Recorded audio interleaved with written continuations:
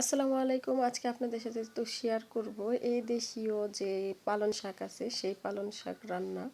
এদেশে পালং শাক যদিও মোটেও আমার কাছে তেমন একটা স্বাদ-টাদ লাগে না। তারপরেও আমি একটু মানে কি করব ভাই, এখানে আর কিছু নাই।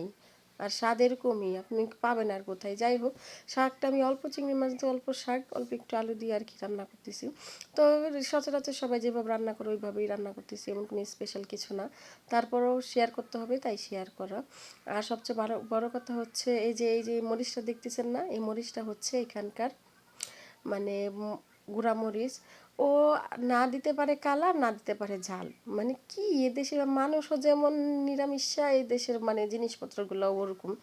এখন এইটার জন্য আমি আবার আলাদা করে করি। এই সে আমার বিশ্ববিখ্যাত এই দেশীয় পালং শাক। বা এ বাংলাদেশের মাটি যে কি সুন্দর শাকসবজির জন্য কত উর্বর। আর এই দেশের মাটি তো নাই, তার মধ্যে হচ্ছে যা আছে তাই। এই এতটুকু বড় হতে পারে, বেশি বড় হতেও পারে না শাকগুলো। তো এই শাকগুলো হলুদ মরিচ অল্প, একদম অল্প মশলা দিয়ে আর কি আমি চেষ্টা করতেছি শাক রান্না করার জন্য। তারপরে শাক, আলু আর মাছটা কষানোর পর হালকা হলুদ মরিচ দিয়ে আমি জাস্ট এই ইয়াটা কষিয়ে এখন শাকটা দিয়ে দিছি। শাকটা একদমই ঝোল ঝোল রাখা যাবে না। গতবার আমি দেখেছিলাম যে আমি ট্রাই করে বাংলাদেশের মতো একটু ঝোল ঝোল রাখার চেষ্টা করছি, কিন্তু এইখানে শাকটা হচ্ছে মানে ঝোল ঝোল রাখলে একটু বেশি কেমন যেন তিতে তিতে লাগে। আমি জানি না ওরা কি ইউজ করে।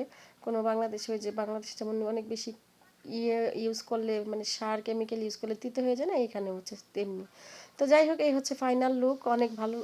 যতটা খারাপ বলছি পুরো ভিডিওতে দেশের শাককে, অতটাও খারাপ লাগেনি। আলহামদুলিল্লাহ খুবই টেস্টি হয়েছিল আর মজাই হয়েছিল। ধন্যবাদ সবাইকে আমার সাথে থাকার জন্য। লাইভটা শেয়ার করে দিবেন।